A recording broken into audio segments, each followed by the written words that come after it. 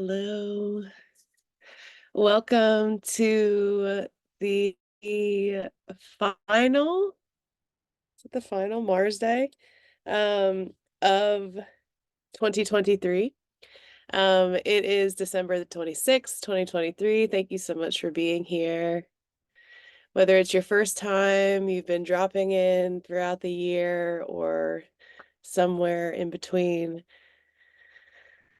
thank you for being here. Mars days are a time where we come together to talk about the astrology of the week ahead, general energy update, pull some tarot, and make space for you to ask your questions or share what's coming up for you. And just generally be together in a little container once a week. Every Mars day, every Tuesday morning. Right now we're on 10 a.m. time, Eastern time on Tuesday mornings. Unsure of how this will shift and change as we get into 2024. But I'm still feeling good about this kind of like weekly check-in, right? Mars will continue to be my Lord of the Year. That's why we have these Mars days. If you're new here, I started these because Mars is my Lord of the Year this year. My birthday is in March. So since March of 2023, Mars is my Lord of the Year. But at the beginning of this year, I started these Mars days to kind of connect with my Mars and come into alignment with Mars each week here, as we, put our energy towards our passion, and which is community, being with y'all, astrology, tarot, the energy, like healing, being like, this is how I like to have my energy kind of like flowing. And so yeah, so it's felt really nice. And I don't know if that will change when Mars is no longer my Lord of the Year. Jupiter will become my Lord of the Year in March. And so, yeah, so I don't know what we'll do. But just kind of inviting that into the space, as changes can be difficult and hard. So I like to be as upfront and honest and transparent about the ways that I'm moving in these spaces, so that your system can kind of begin to prepare for, potential shift, as I know. So blah, blah, blah, blah, blah, blah. Hi, welcome, welcome, welcome. Last week of 2023, today on the 26th, we have our final full moon of the year, the Cancer full moon. It peaks at around 7:30 p.m. Eastern time tonight on the 6th. But we're feeling it now as the moon is transiting. The moon is currently void, of course, but it is transiting into Cancer here in just about the next half hour. So yeah, so as the moon is void for the next half hour, we're just going to kind of flow and allow that moon energy to be. And then as it moves into Cancer, we start, to really feel into that full moon energy. And we'll talk a lot about the full moon this week, because, it heralds us into the week. And then we feel that energy all week long. So we'll talk a lot about it, but what we can know is that full moons bring up emotions. It's heightened emotions. The moon is our emotional landscape. It's our internal world. It's our dreamscapes. It's our sleeping. It's our memories. It's our past. It's our nurturing and nourishment. It's our body. It's our connection. It's our home. And so all of those things get heightened when the moon is full. And this full moon specifically is in the sign of Cancer, and Cancer is the sign that is ruled by the moon. It's where the moon feels the most at home, where the moon can be the most moony. And so all of those moon themes and archetypes feel free to come forward under this energy. And so depending on how you feel about emotions is going to play into how you handle and navigate this influx, potential influx of emotion and energy. This is happening at 4 or 5 degrees of Cancer and Capricorn axis of the chart. So if you have points or placements that are between, 2 degrees and 7 degrees of any of the cardinal signs, Cancer, Capricorn, Aries, or Libra, you're going to feel this full moon most potently. But any of the placements or points that you have around those degrees are going to be aspecting this full moon. Where the Cancer Capricorn axis is in your chart, whatever those houses are, is what is being brought into alignment, or a recognition of where things aren't in alignment, or completion of something. Remembering that the full moon is when the full moon is, or the moon is on one side of the chart or the sky directly opposite where the sun is. So it's getting all of that kind of reflection from the sun's lightness, the sun's brightness, which is what shows the moon's lightness in the sky. So when it's full, it's in that direct opposition, the sun and the moon. And the sun is our consciousness, the moon is our subconscious. And so when those are directly across from each other in the sky or in the chart, it allows us to see where our internal world doesn't match up or isn't in alignment with our external landscape.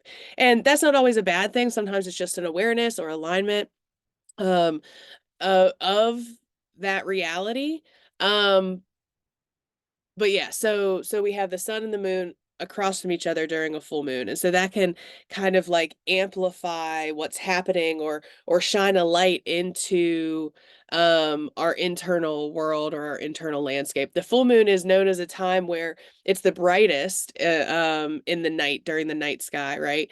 We have all of this, unless it's cloudy, right? But that aside, the full moon allows us to see things in the night that aren't able to be seen at other times. And so the full moon gives us some kind of illumination or some kind of understanding around something that may have been hidden, or may not have been able to be accessed previously. And generally that's something internal, emotional, because it's the moon. And so during the full moon, we have all of that energy just as is. And because this is happening in Cancer, again, that's the moon's home sign. And so it can indicate big feelings or big illuminations of some kind of memory, or maybe we're having some kind of really lucid dream situations, or maybe that's possible to work with under this moon. But this moon has a lot of other stuff going on, right? It's not happening in a vacuum. We have a little bit of chaos happening via Mercury and Mars and Neptune this week. Mercury is still retrograde, back into Sagittarius after its Cazimi point last week. And now it's back in Sagittarius. It's building into that square to Neptune, which is exact on the 27th, but we're feeling it all week long. And it's also backing up into a conjunction with Mars. And Mercury and Mars together can be combative and irritated and defensive. It can also be assertive, and this ability to like strike for what is yours, but keeping in mind that it can come out a little bit, defensive or frustrated. So taking a beat this week can be helpful when we're in the heat of the moment, because Mars and Mercury together can feel a little hot under the collar. It can feel a little just heated, heated words, heated thoughts, because Mercury is retrograde. So that retrograde is going to turn it inward. So there could be a lot of like internal mental chatter that feels sharp, or just like difficult to hold or navigate under this energy. But we're feeling all of that squaring Neptune, which brings a little bit of confusion and anxiety. And this can be super spiritual and creative and lovely, but it's squares in a conjunction. These are hard aspects, and so it can also feel jolting. And like really just lost, confused, overwhelmed by the experience, whatever that experience is that you're having. And it can make us feel depressed and insecure and exhausted, right? Neptune makes us feel tired and brain fog and disassociative. And so all of that energy is present this week as well. I mentioned it at the beginning when we went over the December stuff, and I've been talking about it. The end of this month is sharp and prickly and uncomfortable.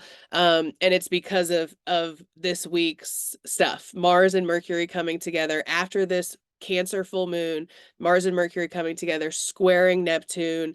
And then we have Venus leaving Scorpio. So it's at the Scorpio anaretic degree at the same time of all of this other stuff going on before it dips into Sagittarius and starts to pick up on a square to Saturn. This is all difficult energy that we're moving through. We do have a little bit of support coming in with a trine between the Sun and Jupiter. This allows us to, feel a little bit more confident and go after something. It's a really good time to expand and to connect, to be social and to be jovial. But it's happening with all of the rest of this stuff, right? So it's a trine. It happens quick. It's one day and then it's over. And then we also have another one-day transit, which is happening when Venus is at that 29th degree of Scorpio. It comes into a sextile to Pluto, and that energy allows us to go deep in relation or around our Venus things. It allows us to go a little bit deeper and feel some kind of intensity and hold it in a way that maybe didn't feel accessible previously, before Venus moves into Sagittarius. We have two planets this week stationing direct in the sky. So we're getting closer to the end of all of those outer planets being retrograde, and Mercury being retrograde. And so we have Chiron that stations direct this week, exactly on the 27th. And then Jupiter that stations direct this week, exactly on the 30th. And so two planets stationing in the sky, Jupiter and Chiron, both around healing, right? Both of these planets are, among other things, but they overlap around this like healing piece. And Jupiter rules Sagittarius, which is the archer and the philosopher, but it's also the centaur. Well, Chiron is also known as a centaur. And so there's this overlapping of some of these archetypes and themes. So I'll just kind of like leave that here for you to move through if you choose to. But both of those planets, Chiron and Jupiter, are stationing this week, which can indicate that there's a lot of that energy kicking up, and Venus will move into the sign of Sagittarius. So, there's hope here, there's healing here, there's repair that can happen, but not without feeling and moving through the wounding. But there's definite possibilities over the next few weeks, because both of these planets stationing just mean that now they're not moving backwards anymore. Now they're kind of sitting in the sky and they'll start to move forward again, but they have to go back over that shadow space. But as that happens, that's where the healing really starts to move forward. So this is kicking off a new kind of phase of healing opportunity as Chiron and Jupiter both station this week. But that comes with a lot of other shit, right? So that's happening at the same time as this Cancer full moon and these squares to Neptune, Mercury and Mars coming together in the sky, Venus and Pluto at the anaretic 29th degree of Scorpio and Capricorn. These are dynamic these are dynamic energies. And so there's definitely things at play that are unfolding that over the next couple weeks, couple months, we start to be able to move through in a new way. But as we finish this year, it's also like we're finishing and bringing up some things to review. Mercury retrograde still until the end of the year. Mercury stations direct on January 1st, 2024. So through the rest of 2023, we have Mercury finishing that retrograde in Sagittarius. And so as it does that, we're continuing to do that internal work, that reviewing of our beliefs, our thoughts, our communications, the way that we connect, our relationships, our surroundings. We're thinking about all of that past stuff, maybe even going back into some past patterns for a moment. That's often something that'll happen during a retrograde. A past pattern will feel really good to go back into, but then as it stations and we move forward, we're like, yeah, no, never mind. Like I did this and this isn't it for me. And then, we kind of move on. But that's the purpose, is so that we can recognize and shift and implement and move through, and then come out on the other side transformed, right? Mercury goes retrograde, goes into the underworld, and comes out transformed, comes through the heart of the sun after burning off some, and so that's the process that we are also doing, our mercurial things. So, so there's a lot kind of still in process this week, but keeping in mind that these planets are turning direct, and then all by the beginning of by mid-January, all of the planets will be moving forward, including Uranus, which stations direct in January, I believe. So as the planets all start to move forward, we start to feel some movement happening in our lives and in the collective. One way or another, right? One way or another. We have accepted something and started to move forward. Okay. So I definitely like Venus moving into Sagittarius after Venus gets past that square to Saturn, which is going to be the first week of January. And then Jupiter will be stationed direct and moving forward. I think this allows us to anchor into some hope that hasn't felt present consistently. Like there's been some glimpses of hope here and there throughout this little last couple weeks of December. But then as we get into January, things really start to pick up. Mars moves out of the beams of the sun and it starts to be able to kind of move forward on its journey after it's meeting up with the sun. And it's exalted when it moves into Capricorn. It's in really good placement. We have Venus moving into Sagittarius. That allows us hope, and at that point, Venus and Jupiter are in what's referred to as mutual reception. And that's when two planets are in each other's sign. So Venus rules Taurus, where Jupiter is, and Jupiter rules rules Sagittarius, where Venus is. And so they have this, what's referred to as mutual reception. Okay.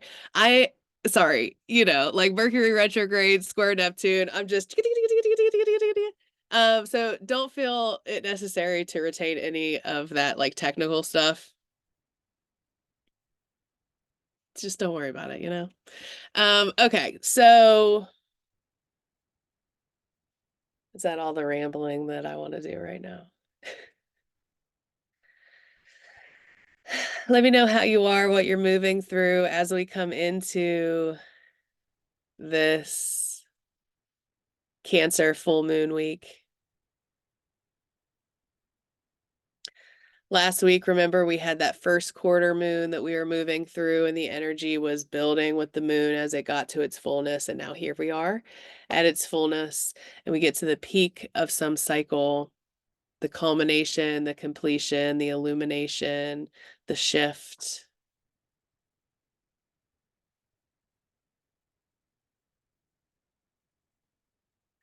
This week, Mars is a key player as Mercury retrogrades back into a conjunction with Mars, and they both will square Neptune.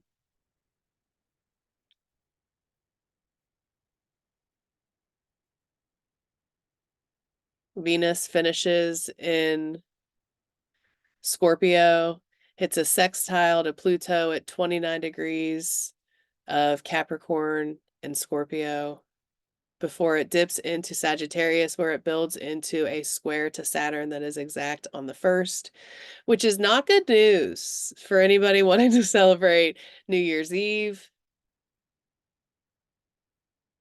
Be careful if you decide to go out. Put boundaries and structures in place. Venus square Saturn can be rough on relationships, on feeling connection and joy.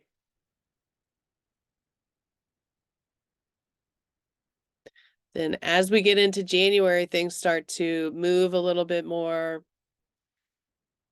I honestly don't hate the like mid-January time.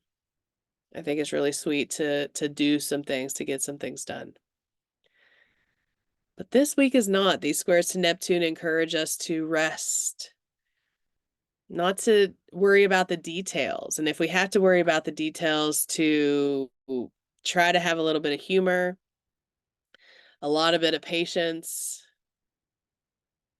and connect to the flow.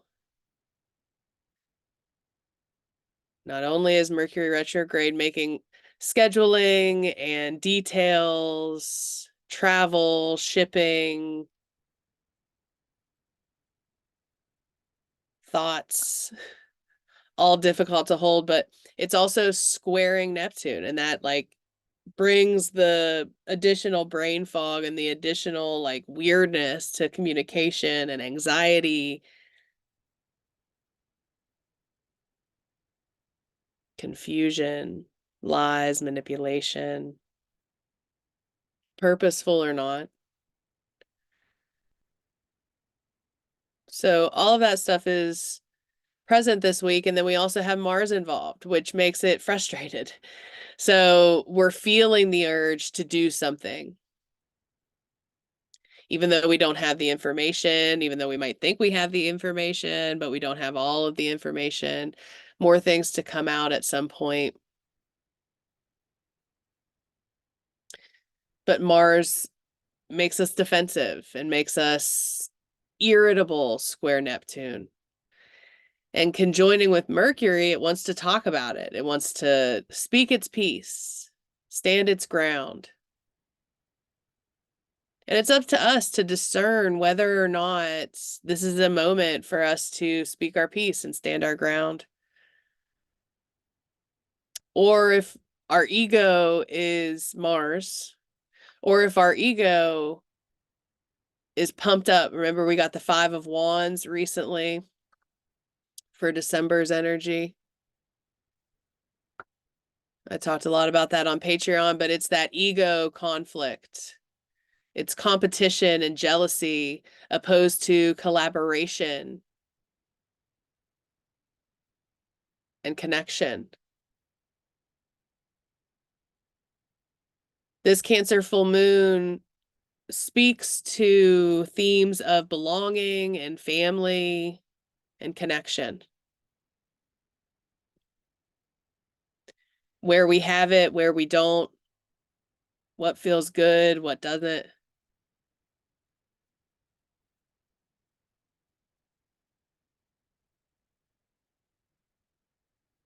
Our past, our memories, all present. Not only with that Cancer full moon, but also with the Mercury retrograde and Neptune present.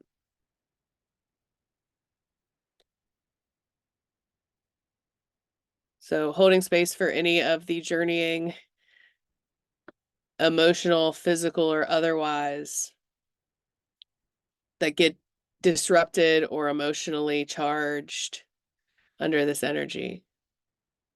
Inviting rest and compassion for yourself, compassion for the airline workers, compassion for the UPS drivers, compassion for the retail workers, etc., etc., etc. Compassion for yourself.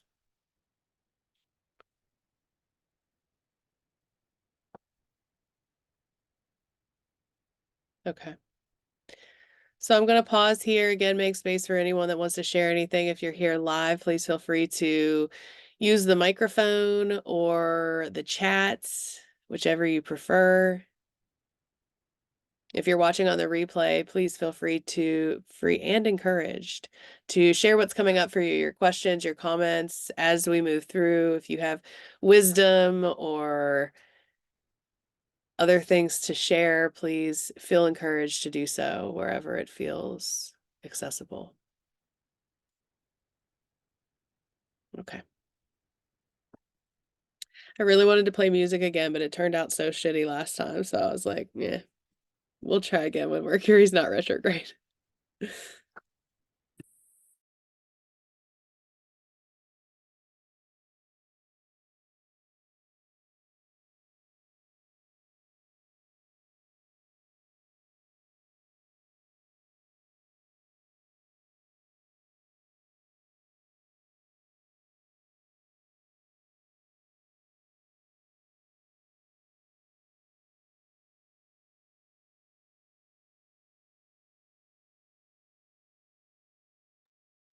So today I wanted to take a little bit of time to dedicate to Mars, my appreciation towards my connection with Mars as I light a candle, Mars ruling fire.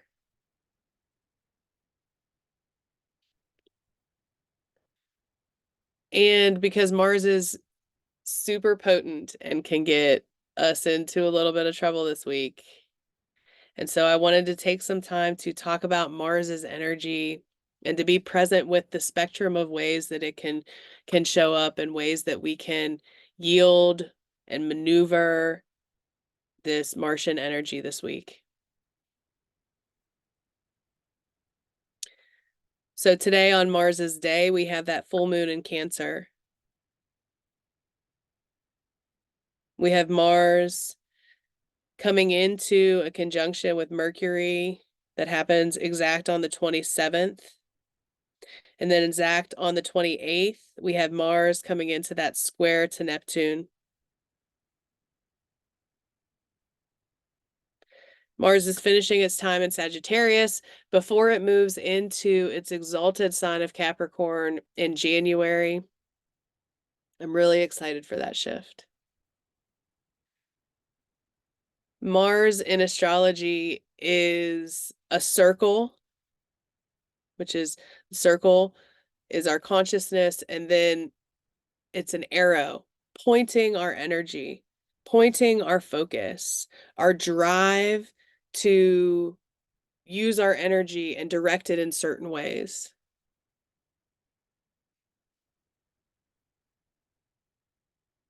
So from the archetypal explorer, we will read some of the themes of Mars to get us into this week and this energy a little bit deeper. And maybe as I read this, considering where Mars is right now in the sky, which I can go ahead and share the screen of where we are now. Mars is at 23 degrees of Sagittarius. What conversations, considering, first of all, where the Sagittarius house is in your chart, where Mars has been transiting, and also what conversations Mars is having with your other points and planets in your chart. Do you have anything around 23 degrees of Sagittarius or other fire signs? Of 23 degrees of other mutable signs, which would be Pisces, Gemini, Virgo. Something around 23 degrees of other air signs, specifically an opposition, which would be in Gemini, or sextiles, 23 degrees of Aquarius or of Libra.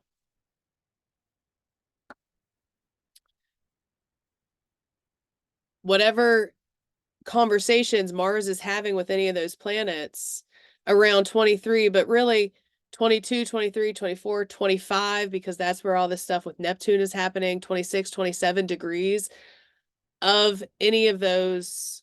So if it's a fire sign, then it's trining. If it's Sagittarius, it's a conjunction. And if you want to look up these aspects on Patreon, you can just type into the search bar aspects or look at the references and resources tab collection. And you can find where I talk about aspects and go through stuff about the aspects. And you can always ask questions about it in the comments or here or whatever. But so again, if you have anything from about 21 degrees to 27 degrees of a fire sign, then it's either a conjunction in Sagittarius or a trine to Leo into Aries. If you have those same degrees in an air sign, then it's a sextile or an opposition if it's Gemini, or a sextile to Libra and Aquarius. And then if you have other mutable signs around 22 to 27 degrees of mutable, so Pisces, Gemini, or Virgo, then those are going to be squares and an opposition to Gemini. So, knowing the aspect can help you understand if it's supporting the flow or if there's something that might come up around this time to help you be encouraged to shift or navigate via something more frustrating or tension or shocking or disruptive. So yeah, so you can get into all of that if you choose to. Sorry, that was another just kind of ramble. Okay, so I guess we can leave this up here. So Mars principles are the impulses towards action and assertion, energy and passion, the dynamic pursuit of goals and objects, urges to protect oneself in times of danger. It can show up as tendencies towards selfish gratification, competitive drive, and excessive use of force, feelings of anger and of aggression. So also keeping in mind where your specific natal Mars is. For me, my Mars is in Taurus. It's having a conversation with Uranus. It's also in a quincunx to what's happening here in a sextile to Neptune right now. And opposing Venus, right? So those are all layers onto what my Mars is moving through, what I'm holding space for with Mars in my chart. So knowing where your Mars is, you can have, some other kind of access to the chart or to the themes. So the Mars archetype is behind our biological urges to take action and assert ourselves, to go out and participate in life, to gratify our material and sexual needs, and to protect ourselves during times of threat. It underlies our urges and drives to pursue the things that we want and to actively avoid the things and experiences that we do not want.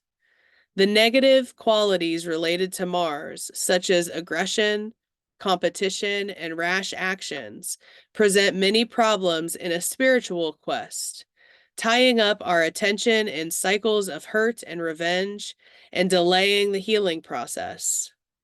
At times, old-style religious texts even seem to encourage aggression with terrible consequences for everyone involved. Now, keep in mind that I think aggression and anger is important and valid. And also all the things that I talked about in the Five of Wands, that Five of Wands post. Like, there's a time for the ego, there's a space for the ego, but it's important that we have a healthy ego. Not that we suppress our ego or try to get rid of our ego, but just that we have, that we work to engage and understand our ego, make space for our ego so that it can show up in healthy and supportive ways. Okay. From the transpersonal side of things, we might suggest that Mars represents the universal mind's own urge towards action and adventure, one of the possible motivations for its creation of the material universe.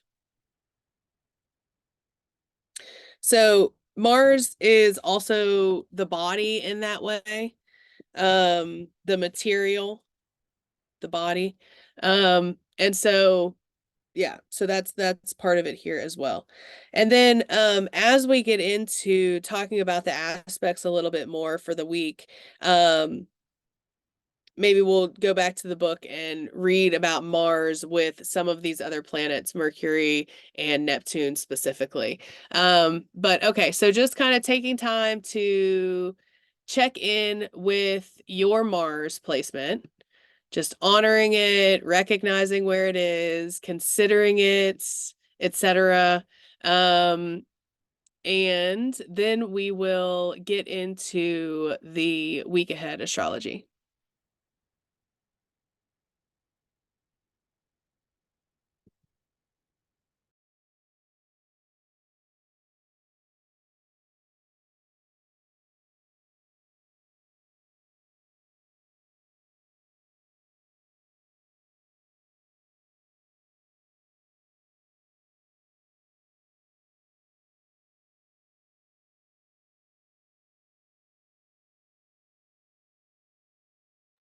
Okay.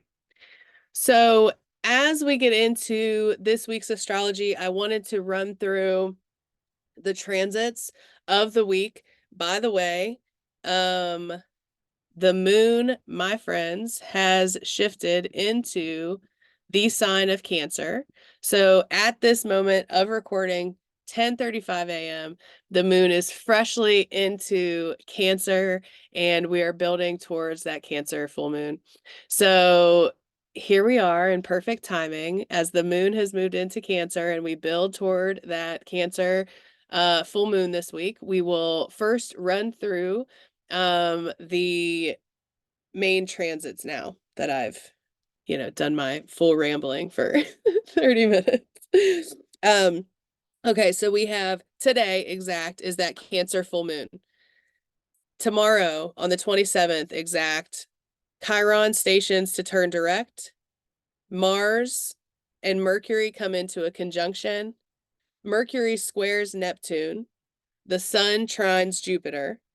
And then on the 28th, we have Mars squaring Neptune. Then on the 29th, we have Venus sextile Pluto before Venus moves out of Scorpio and into Sagittarius. And remember, it starts to build into that square to Saturn. And then on the 30th, Jupiter stations to turn direct. And when it stations to turn, well, we'll get into that.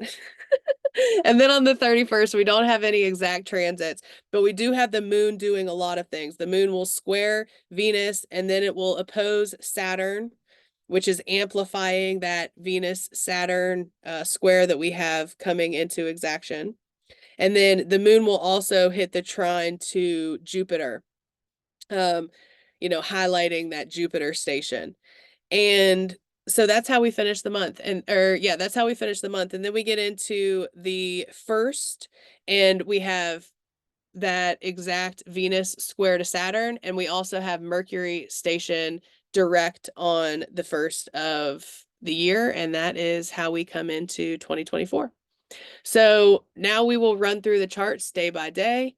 So we'll start where we are today on the 26th, the 27th, Thursday, the 28th, Friday, the 29th,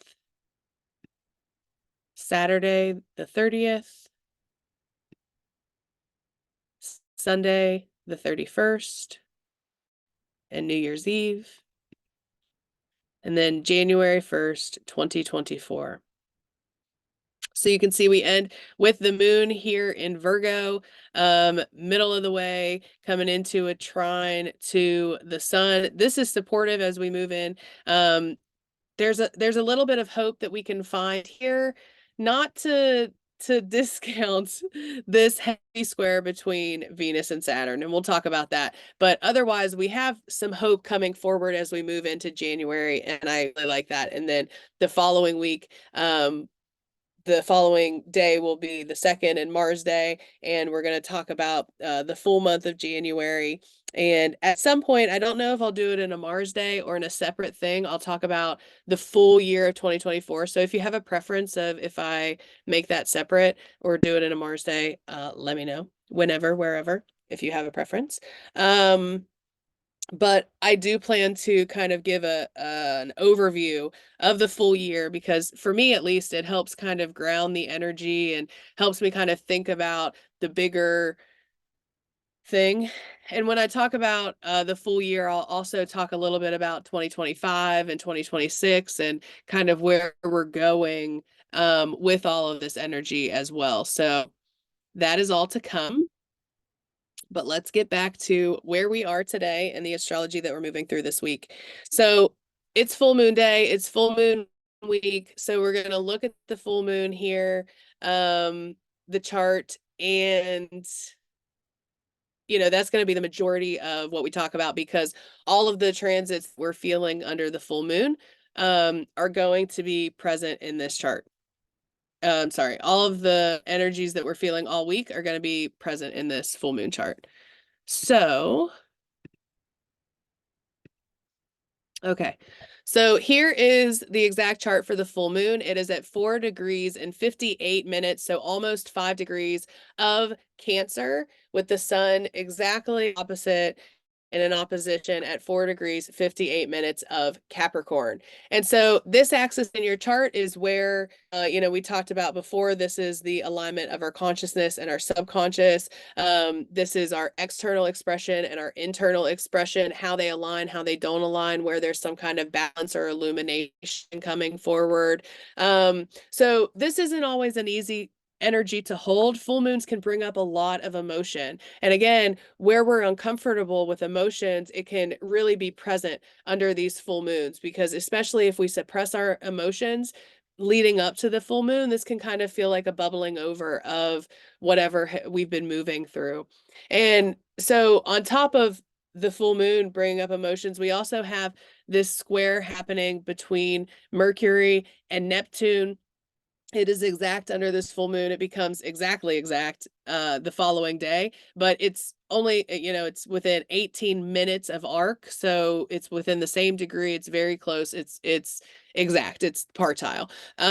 So all of that meaning that its energy is potent and it's here. And so that can make things confusing and, overwhelming, right? So when we talk about all of these energies with Neptune, we have to remember that there can be some kind of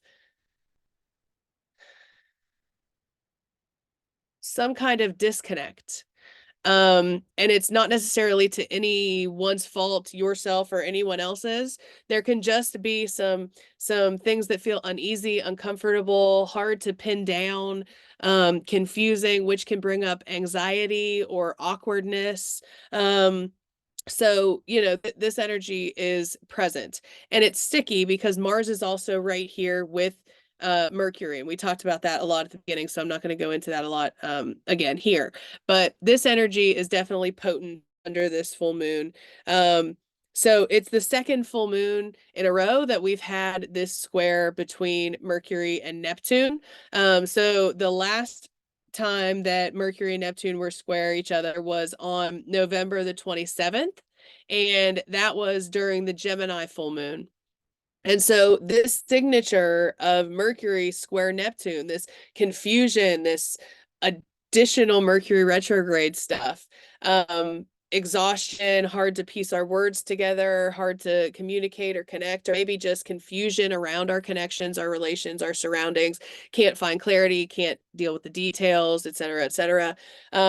This energy has been present. It's been here. We've been working with it multiple months in a row now. And so it's a main theme. This is also this square between Mercury and Neptune is like we're getting a lot of information, but some of it isn't accurate or like it's misleading or there's something off. We have to use our discernment, but because Mercury is retrograde, it's hard for us to discern what's real, what isn't real. So it can show up a lot of ways, but those are just the things like coming up to me here. But this can also be really getting sucked into some kind of belief, or taking what someone says to heart to find out later that it wasn't true, or you acted on something that might have been impulsive, and misled in some kind of way. So we're dealing with this energy really heavy. And so as our emotions are coming up, it's important that we just hold them with compassion. Neptune and Cancer both really needing that emotional support of like compassion, no judgment, right? Mercury is retrograde, which can make us feel a little like self-judgy. So be aware of that as you move through all of these emotions, right? Your emotions deserve to have space. They don't have to make sense. We don't have to listen to them, but we can make the space for them to come forward without judging ourselves for them, with recognizing that this human experience is difficult to hold. And so the more compassion we can have for ourselves, the more compassion we can hold for other people that are out here in the world, just part of the systems like we are. And so, but there's a lot that can kind of get wrapped up here in that tension of this energy. So that is present. The saving grace that I'm looking at under this Cancer moon that I love, and I feel like a lot of people are going to talk about, but I wanted to lead with this square between Mercury and Neptune because that shit is chaos. But Jupiter is right here in a conversation with the sun and the moon. It's sextiling the moon and trining the sun, which makes Jupiter the point of Thales, which is this release point to the tension of the moon and the opposition of the moon and the sun. So with Jupiter here at the point of Thales, it allows us to find some kind of hope and repair, right? This is a really good time for us to any kind of healing work or any kind of expansion or growth around this time. Jupiter comes into that exact trine to the sun the following day, but it's present here, and this really allows us to feel confident and warm and generous, and it allows us to want to grow and expand, and find some kind of repair or relief around something. And then its sextile to the moon is really sweet around our emotions and our connection with our loved ones, self and others. And so, I really think this is nice if we can feel it and tap into it, keeping in mind that this is all real internal work because Mercury is retrograde. The moon is our internal landscape. So a full moon is about illuminating our inner world. And then Jupiter is stationing, but it's still retrograde, internal. So this is a lot of internal work. Where we get into trouble is that Mars, so close to the conjunction to Mercury and the square to Neptune, makes it feel like we need to do things externally. We need to either communicate what we're working on or what's coming up for us in the moment. It can be really reactive. And so that can make us feel like that outward expression is necessary. But my invitation is to remember that it's not. It is not necessary, not right now, right? It's coming. But this is a time for us to go inward to figure out what's happening inside so that when we act, when our Mars gets to move and gets to speak and gets to do its thing, we've done some of that internal work. Now, if you're in a position where it's important to stand your ground now, to put boundaries in place now, this is a really good time, as Mercury and Mars are together, for you to set a boundary, for you to stand up for yourself. The sun is in this trine to Jupiter, which allows you some confidence and some, ability to feel your oats a little bit. And that can be needed to get through some kind of situation. So again, checking in with your own experience to see if this is a time where you need to stand up for yourself. And if so, that's what we do, right? The astrology is just here to help guide us. But if we're not in this kind of urgent, dire need to speak up, then it's inward. It's we're being pulled inward for this work. But again, with that square to Neptune, it's going to be hard and Mercury retrograde, it's hard to discern whether this is a moment where I need to speak up or if I can take the time. And so if you need to sort through any of that, if you want to chat about any of that, please feel free to reach out to me at any time.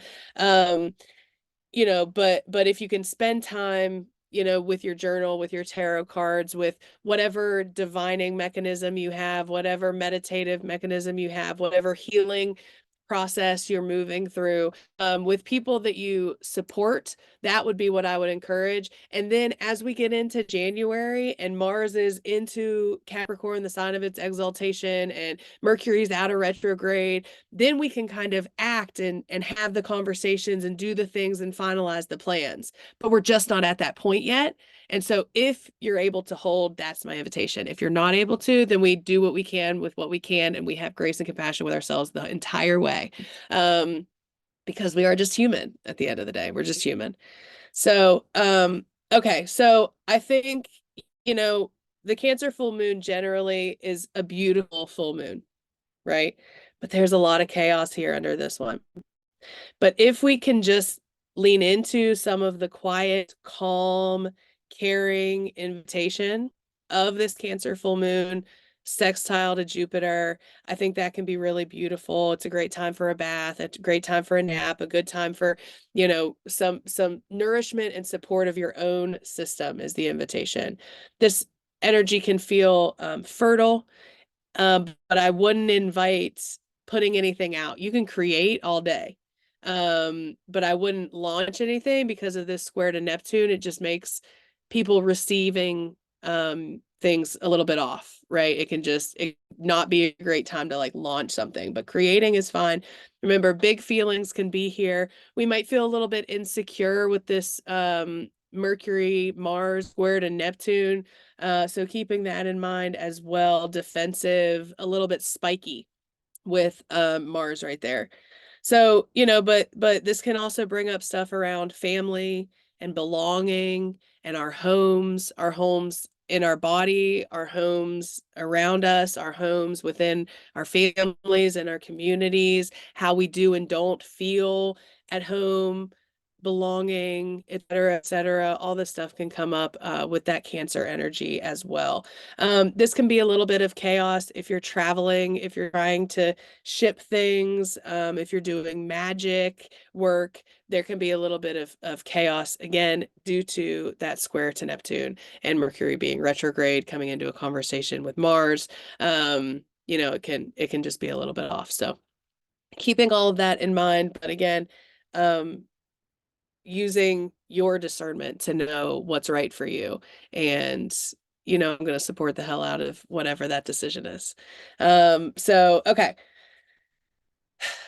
So that is my main, thoughts around this moon. Keeping in mind everything that we've already talked about. Chiron is stationing. Jupiter is stationing, right? Venus is finishing up its time, and Scorpio coming into that sextile to Pluto. All that stuff is also still playing in the background. Venus is just coming off of that trine to Neptune that was exact on Monday, the 25th, on quote unquote Christmas Day TM. And so, that's still present here under this moon. That's again creative and romantic and, kind of just like, it's a beautiful energy. And so we're still kind of being asked to, I can't stop thinking about how in winter we're supposed to be resting. We're supposed to be in way of the wheel of energy in the seasons, right? Like winter is this time of rest, and all of this energy really asks us to do that. But I recognize that life is still happening, and so where you have to life, you have to life. But keep in mind that that's why things are difficult because the energy is asking us to chill the fuck out, to be with ourselves, to rest, to reset, to go inward. And unfortunately, a lot of our lives aren't set up that way. And so we have to go and we have to do the things. And that's where the tension and the frustration roots in a lot of spaces. And so where you're able to allow yourself rest and flow. That really is, that's the invitation. Okay, so that is the 26th, Tuesday. And then on the 27th is the day that we have all that other shit show of events.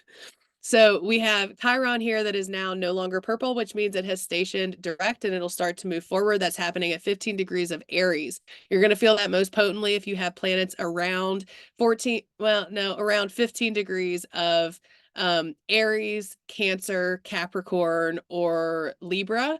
Those are the cardinal signs that are hitting hard aspects. So you're going to feel that most potently there or in those parts of your chart. So, you know, but the moon is moving into a square to it on that day as well to kind of amplify it. And so Chiron is active. We also on this day have the exact square between Mercury and Neptune before Mercury moves back to have the exact conjunction with Mars. Both of those things happen exact on the 27th, but we're feeling them all week long. And then the third exact transit that we have is the sun at 5 degrees of Capricorn is coming into a trine to Jupiter at 5 degrees of Taurus. And this is a really beautiful trine. I talked about that under the full moon. This allows us to feel good about ourselves. This allows us to feel a little bit of confidence, a little bit of a support and expansion in some kind of way. So I really like this on, you know, to offset some of the other chaos that we have, which again is this Mercury conjunction at 24 degrees of Sagittarius in a square to Neptune at 25 degrees of Pisces. And so, you know, we've talked about this a lot, but I did want to pull our book back out for a quick check-in of this energy as far as the archetypes go. And so when we have Mars and Mercury and Neptune together, Red Butler in the archetypal universe explains its principles as a talent for wisely and intelligently going with the flow, efforts to apply one's idealism and vision, a subtle yet effective approach to communication, urges to speak out for those less fortunate, vague feelings of irritability and annoyance, subtle conveyances of anger and sarcasm, a tendency to act on the basis of mistaken and fantastic ideals, a confusion or deceptive way of asserting oneself. So you can see some of the themes that I've already talked about laid out here, and there's some other ones that I want to talk about. Urges to speak out for those less fortunate. We're in a great time to speak out for others, whether it's people that are you know, being bombed in Gaza, Palestine, whether it's, you know, the innocent people on the other side in Israel, whether it's some other terrible act that's going on throughout the entire world, right? Whether it's standing up for trans folks, whether it's standing up against abortion, you know, or for abortion rights, you know, whatever it is, wherever it is, whether you donate your money and your time to people less fortunate as far as financial needs or housing, whatever it is that is sparking within you, this energy can be helpful and supportive to standing up and speaking out for those that need our compassion, our love, and our empathy. And so if that energy is there, that energy is a good expression of some of the stuff that's coming up here. One of the other things that I laughed really hard about was vague feelings of irritability and annoyance. You know, those days, those times where you're just annoyed. Nobody's done anything, nothing's happened. That's this energy, right? It can just be annoying. You can just feel irritable, right? And so a lot of that is a need to support our sensory experience because of Mars and Neptune coming into a square here. It can be sensitivities to the body, sensory experience stuff. But Mercury is also retrograde, so there can be a lot of mental chatter causing some kind of short circuit, right? There's some stuff happening up here. And so supporting our nervous system, supporting our sensory needs, whether that be making sure the lights are, right. Sometimes if we have the overhead light here in the RV on, I just all of a sudden feel, terrible. And then if I turn that off and I put on these little twinkle lights, it's so much better, right? And so there can be that kind of stuff at play here. So taking care of your sensory experience can be helpful in your sensitivities, and not bullying yourself about your needs around your sensitivities. Also. Okay. Neptune is our ideals. It's not our goals, right? Our goals are things that we, can make tangible steps towards. Our ideals and our dreams are like way out there, right? Sometimes too far out there.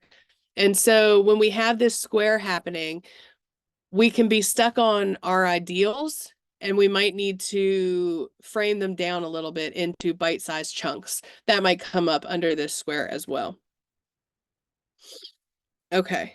Because it's a square, I'm going to go deeper into some of the shadows of these three planets coming together, Mercury, Mars, and Neptune, just so that we can be aware of them and hold space for them, because that's really what's going to kick up some of this shit. And it's going to keep us from being able to tap into that trine between the sun and Jupiter to expand and heal in ways. And so if we can be aware of this, put bumpers up for this stuff, and recognize it when we feel it this week, because remember, it's exact on the 27th, but this stuff is here all week long.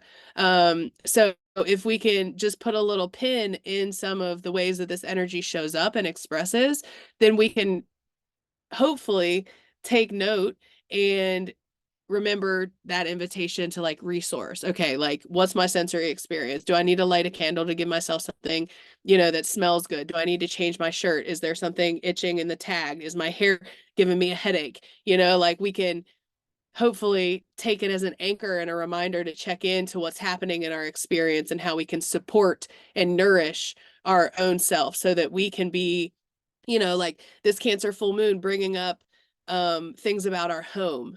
Do we feel at home in our body? Do we feel at home in our experience?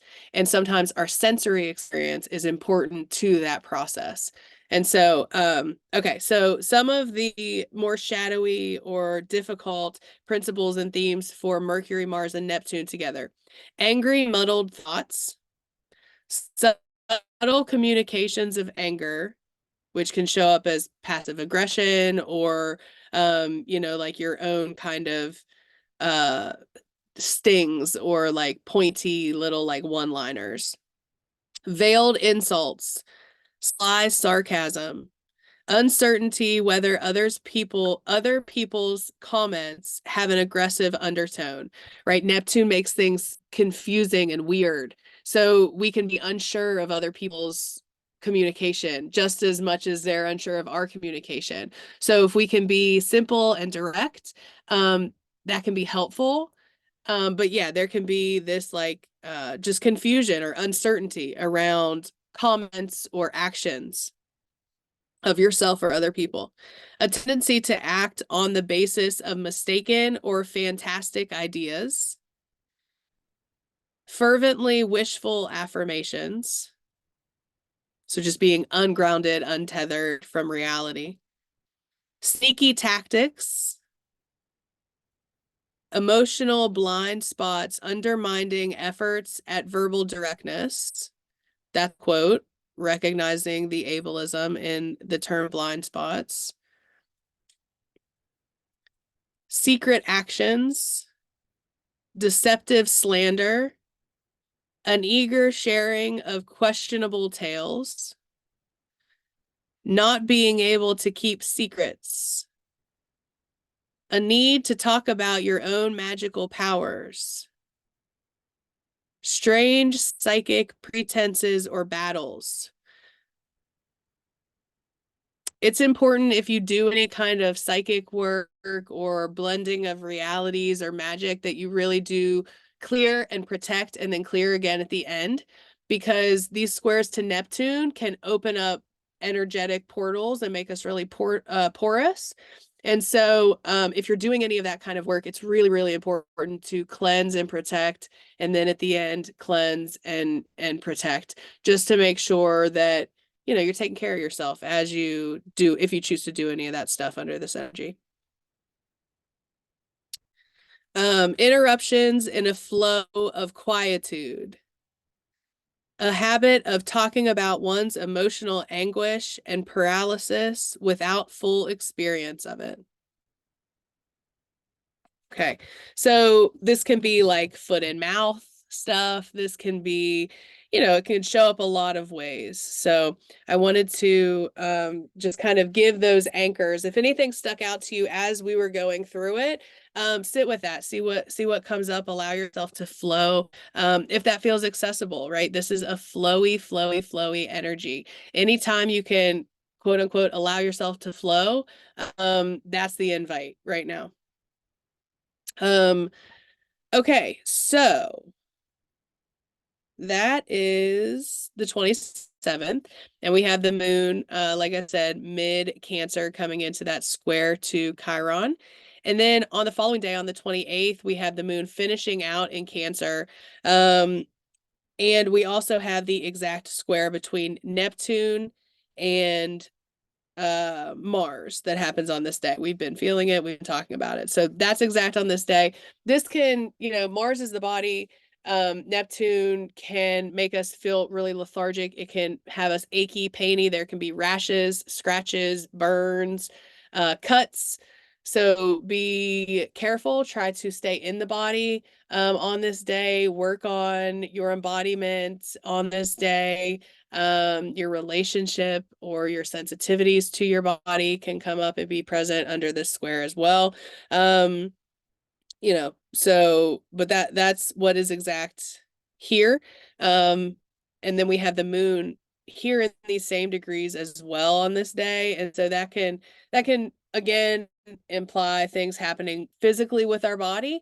But then also that sensitivity. So not only physically sensitive, but also energetically and emotionally sensitive as well. So this can be a little bit of an emo day here on the 28th.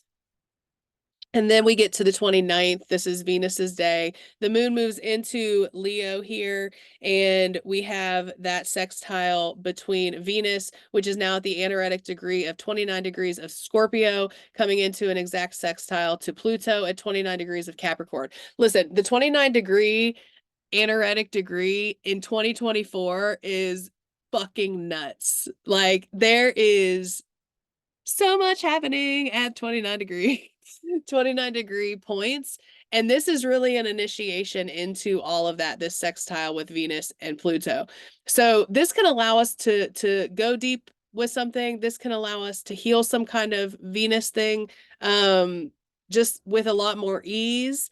This can allow us to feel intense about our relationships, in ways that are helpful, in ways that are supportful, in ways that allow us to feel love and intimacy, or power, bringing our power back to ourselves in some kind of way. So this happens right before Venus moves into Sagittarius, which also happens on this day, on Venus's day. And, Venus likes to get out of Scorpio and into, the more jovial placement of Sagittarius, but it's going to start picking up heavily on this square to Saturn that happens on the 1st of January. And so it's not, as buoyant as Venus would like when it first gets into Sag. It has to get through into January, and then it feels some up. But this sextile to Pluto allows us to get deep, and then the square to Saturn allows us to move through it in some kind of way. But it can be heavy. It can be heavy for sure. As it comes through. But this is bringing us more hope, right? Because on the following day, we have Jupiter that stations direct. That happens on the 30th. And when Jupiter stations direct here at 5 degrees of Taurus, it's going to do its last swipe through the Taurus part of our house. No, chart. The Taurus house of our chart. And that's going to happen from January 2024 through the end of May 2024, and it'll leave Taurus. So from January to May, it's this sweet pocket of, Jupiter is expansion and abundance and opportunity and luck and healing and growth. And so, it's really fertile. It's like sowing seeds, and it's able to feel like supported and sustainable in Taurus. So from January to May, it's a really sweet time to be like making plans for the future, or like, really trying to like manifest something, or make any kind of like material changes to your life. Yeah, it's a really good time while Jupiter is in Taurus. And then it gets into Gemini in May, and things start to really speed up and quicken. So between January and May, as Jupiter is moving through Taurus, it's that slow planning, that tedious. And again, we're looking long term. We're looking at things that are sustainable, decisions and choices that we're making that can help us grow in the future, and not just us, but also communities, right? Really big as Taurus finishes its time in, no, as Jupiter finishes its time in Taurus. So that station happens exactly on the 30th. And again, Jupiter stationing and starting to move forward also starts to bring us more hope. And it starts to bring us more of that vision of the future and how we can kind of move past and move through all of the stuff that's happening, and also continue, right? Like, these last couple months have been life altering, life shifting for a lot of people, mind bending for a lot of people. There's been initiations into reality, and some people not, right? Not people are still going to continue to be peopling and not paying attention to anybody other than themselves and their four walls, right? And that is part of the human experience, right? There's a spectrum of humans out here. Not all of them can be woke, right? Or even partially awake. And so, but there has been an ushering of more people over these last couple months. And so as we get into 2024, some of our collective work, the people that have been here, is supporting and ushering in some of this kind of new wave of folks that are waking up to the harsh realities of the world. And so with Jupiter stationing and moving direct, that repair and hope and understanding can kind of start to churn again in a forward motion. So that's what happens on the 30th. And then on the 31st, we have the moon dipping into Virgo, and it'll hit that opposition. Well, first it'll hit the square to Venus, and then it'll hit the opposition to Saturn, and then it's going to hit a trine to Jupiter that has just stationed. So again, this is highlighting the theme of this year, where like there's this hopeful place, but then there's also the reality of where we are. And then there's this big gap between the two of them.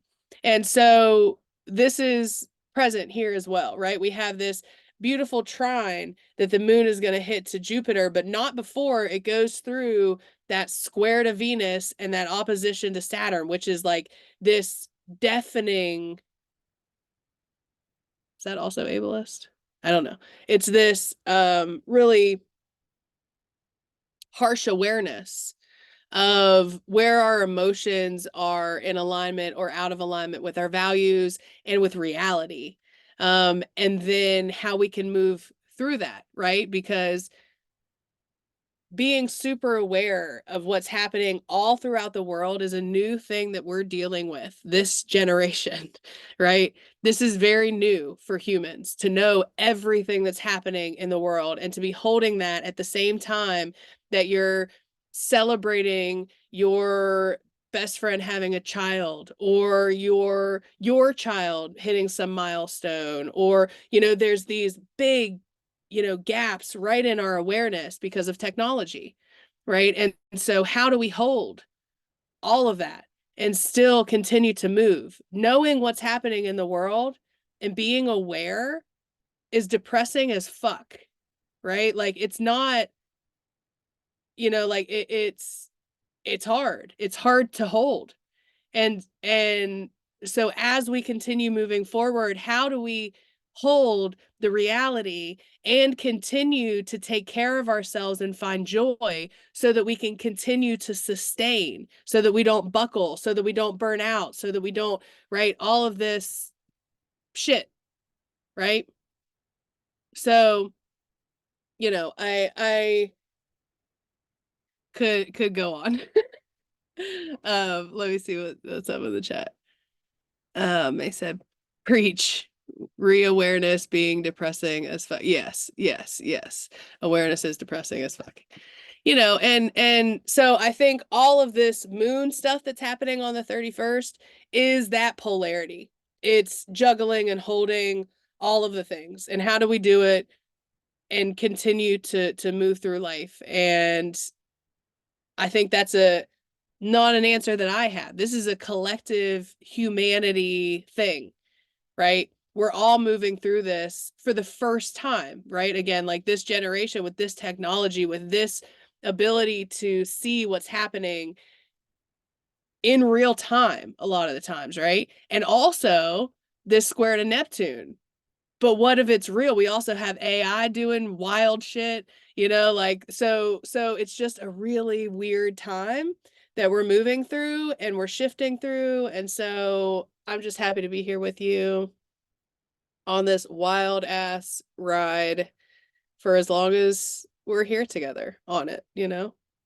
So the 31st is pretty moony. There's nothing else that's happening. We're just feeling all of the stuff. The full moon energy is now starting to dissipate, you know, at this point as we move into the 1st. And then the moon day is January 1st, 2024. You know, the exact thing that happened today is the square between Venus and Saturn, and Mercury stations direct at 22 degrees of Sag. And so this square between Mercury and Saturn, again, I mentioned it before, it is not great for New Year's Eve parties. This feels, you know, Saturn is isolating, limitations, tests, and Venus is the way that we relate. And so this feels lonely and isolating. This feels difficult. This feels like a reality check. This feels like, fuck, I got to go back to work the next day. You know, this feels like a hangover. This feels like, you know, a reality that we have to deal with in terms of our values or our finances or our relationships or our aesthetic, right? All of this like Venus stuff. And it also feels really shitty politically, you know, like it's just not this square is not great. Now it happens multiple times a year, so it's not something that is life changing, but it can just feel shitty. And so that's what exactly happens on the 1st. You know, but Venus square Saturn can also be like long-term things. This isn't an easy relationship, but this is a relationship where you have built things. It's long-standing. It's able to move through, like the bones are good, right? It reminds me of that song. I don't know, the Bone song. Do you know what I'm talking about? Anyway, it's a song. I'll link it. But yeah, it can the invitation here is where you're going to connect, try to make it intentional and meaningful, right? With this square between Saturn and Venus. And again, that can be with the self or with others as Mercury is stationing on this day. So it's one of the most potent points of the Mercury retrograde cycle. We're not out of it yet, and it can sometimes be the most like Mercury retrograde points when it's stationing to change, right? Because it's so potent and so activated. And so if you're dealing with like scheduling stuff, traveling, like regular Mercury retrograde shit can come up pretty heavily under this energy as well in the first. So for all those reasons and more, New Year's Eve this year doesn't feel great as far as the astrology goes. So where you choose to celebrate and to be, please take care of yourselves, take care of others. Meaningful and intentional connections, conversations, etc. Wear a mask if you can, if you're inside with a whole bunch of people, like that kind of shit. Okay.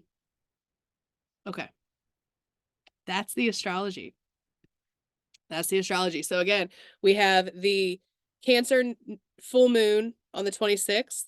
On the 27th, we have Chiron turning direct, Mercury square Neptune, Mercury conjunct Mars, and the Sun trine Jupiter. We have on the 28th, Mars square Neptune. On the 29th, we have Venus sextile Pluto at the 29th degree. And then Venus moves in Sagittarius. And then on the 30th, we have Jupiter turning direct. On the 31st, we have that moon stuff. And then on the 1st of January, we have Mercury stationing direct and Venus square Saturn. So that's the astrology. That's the astrology. That's the astrology. The other thing that I wanted to note about this Mars, okay, I guess a couple other things that I wanted to note. First, about this Mars Mercury conjunction. So this has happened before and it'll happen again. So normally Mars and Mercury only meet up about once every year and a half, somewhere in there. But this time, because of Mercury's retrograde cycle, it's going to meet up with Mars a couple times over a 3-month period. So this week is the second time that they're meeting up because Mercury's retrograde. The first time was around the eclipses, right at the end of October of this year, October 2023. They met up. So Mars and Mercury met up at that time. The second time is this week. And then the third time is going to be on the 27th of January, so the end of January. So if you want to pull the themes in and the archetypes and where it's happening in your own chart, you can do that. The first conjunction was in Scorpio, the second conjunction is in Sag, and the third conjunction is going to be in Capricorn. So that part of your chart is where Mercury and Mars are coming together to assert something or understand something, work together, the actions and the mind, the beliefs, the thoughts, etc., getting into some kind of alignment. So that's the first thing that I wanted to note. And then the second thing that I wanted to note was this conjunction between Mercury and Neptune. This is the second one, right? The third one is going to happen on the 8th of January, and they don't get far from each other. So from now until, like January 10th is Mercury square Neptune, right? It's just present. So all of the information, all the stuff that we're getting mercurially has that square to Neptune signature with it. And so keeping that in mind all the way through the first week of January, week and a half of January, it's still real foggy. What we're learning and understanding, we're taking it in, but keeping in mind that we might still be missing some information, or maybe the information that we're getting, maybe it's an overload of information. We're having to like continue to sort through what we need and what we don't need, etc. So, but that Mercury square to Neptune, because Mercury is getting ready to station, it only goes back to 22 degrees. Their square is at 25 degrees. And so it stays within orbit that entire time until it gets back and they meet again for the final time on January 8th. And then Mercury will move on, so by like the 10th, Mercury will be out of orb of that square to Neptune. But until then, it's here. So just, keeping that in mind. And Mars is going to be close that whole time too. So, the energy is present. Mars's energy will start to wane when we get into January, which is a relief that I can't wait for. And we'll talk all about it later. Okay. So that's the astrology. Let me know, questions, comments, concerns, thoughts, wisdom, etc. that you would like to share, I would love to hear it. I would love to hear how your solstice was, how your Christmas or Hanukkah festivities, whatever you did. If you don't do a damn thing during this time, let me know how you're doing. This time can bring up so much shit, so much shit, so much shit.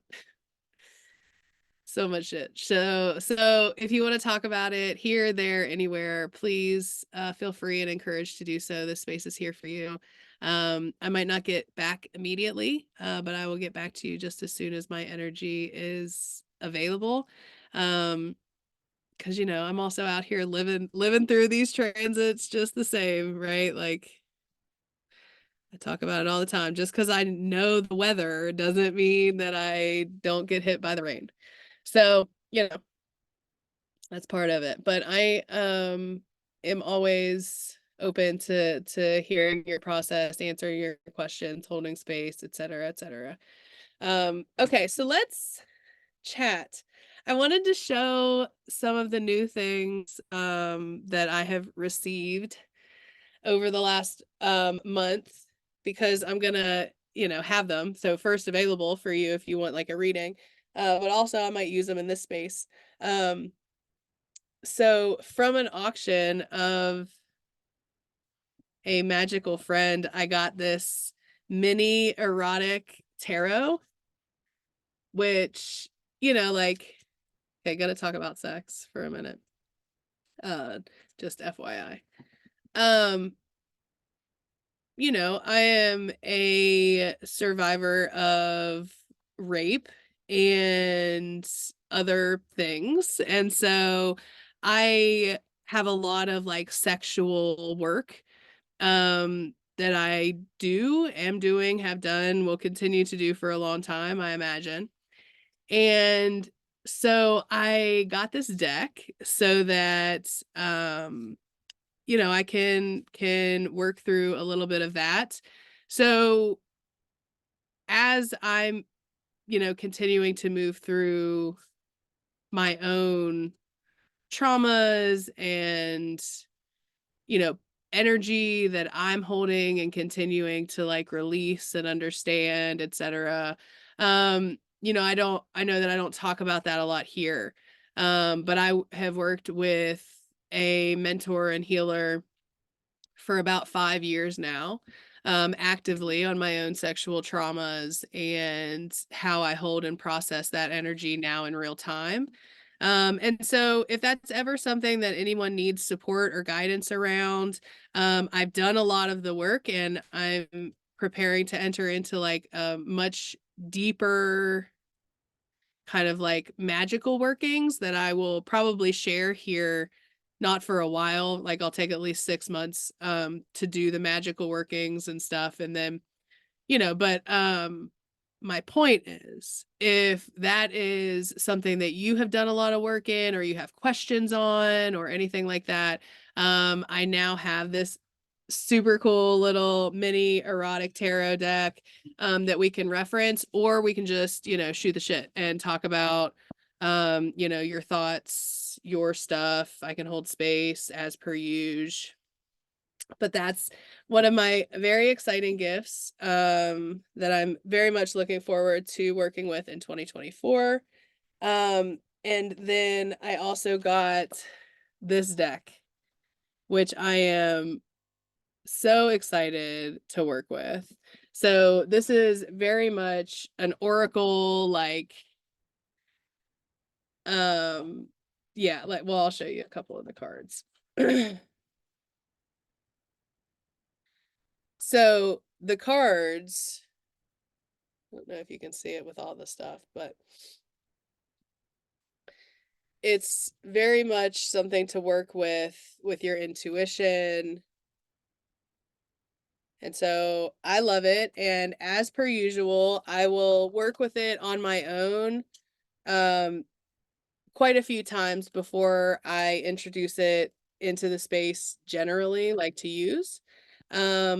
But once I get a feel for it and work with it and bring it to the space, if that's something that you're interested in, just having a picture sent to you so that you can do like some intuition work or whatever, we have a new deck.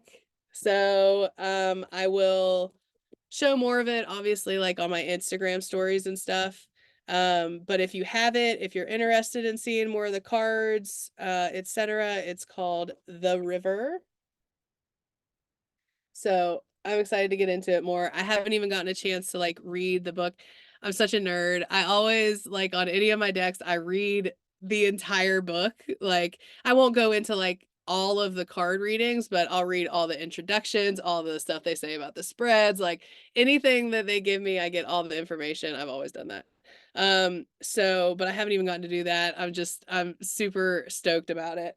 And then the third thing I'm super stoked about to have and also share as I learn about it here, is this new book. And when I tell you it wasn't on my book wish list, like, but you know, it's phenomenal. It's from Curtis, and you know, one of the things that I struggle with magically and astrologically and energetically in general is polarities, right? Because in so much of the context where people talk about polarities, meaning yin energy versus yang energy, a lot of people call it masculine versus feminine energy. And it always just, when I read it, I just cringe with non-binariness, you know, like I just really, and I've always wanted to like write about it, but I didn't feel like I had enough education. I didn't feel like I had enough understanding of how I wanted to put the words out and all of that stuff. So like, it's something that I've been muddling for a really long time. And so Curtis found me this book called Bending the Binary: Polarity Magic in a Non-Binary World. And I can't fucking wait. I cannot wait to read it. I cannot wait to share with any of you that are interested how it is. If you've read it, if you've seen it, if you know anything about it, please let me know. It's written by Deborah Lipp. If you know Ursula Rising on social media, it's Ursula's mother that wrote this. So I'm super jazzed, super stoked to write it, or to read it, not write it. Yeah. So I'm really excited, and I will share here as I can. And then I also got these earrings, which are super sweet. So those are the prizes that I have received for solstice, and you will see me wearing these earrings, and you will see these decks and hear me talk about these books. So I wanted to invite them into the space here today before we pull our tarot for the week. Last week we did the solar plexus. We got the solar plexus card. So it is there on Patreon if you ever want to reference it. There's also a chakra tab that you can use and find everything that I've ever said about a chakra. Okay. So we are finishing 2023 this week. However we feel about it, whether it was the longest week, the longest year, the shortest year, a wild year, a terrible year, a great year, whatever it was for you, we are wrapping it up this week.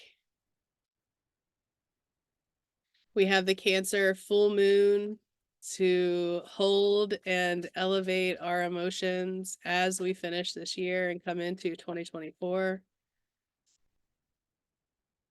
We have Neptune inviting rest, spirituality, creativity, and urging us away from pinpointing the details, inviting flow, and recognizing that structure will come soon. As we finish this year, we have Chiron and Jupiter stationing in the sky, bringing support to that healing work that we've done all year long, bringing hope for how we move forward as we turn another page, whether you turn the page on the solstice or on January 1st. We're in a shifting moment. So we look to the cards for guidance and support and resource as we move through the week. A card to sit with, learn from, commune with, be with, ask for guidance, ask for resource. For those people that are here on the live and watching on the replay in my Patreon specifically, a card for the final week of 2023 as we move into 2024.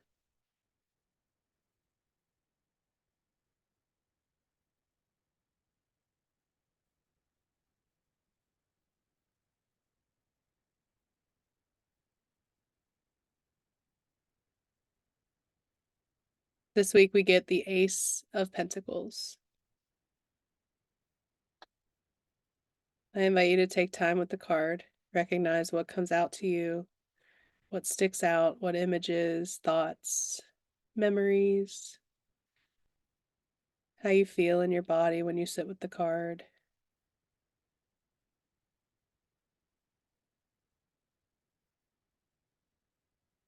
The Ace of Pentacles this week. Okay, my friends, that is that. That's what we have for this week. Thank you so much for being here again. I appreciate you. I look forward to hearing about what's coming up for you, how you've been moving through this last little bit of 2023, how you're feeling about 2024, anything that's coming up, etc. Whatever feels accessible, I'm happy to be here and hold with you. I appreciate you. And we'll chat soon. Bye for now.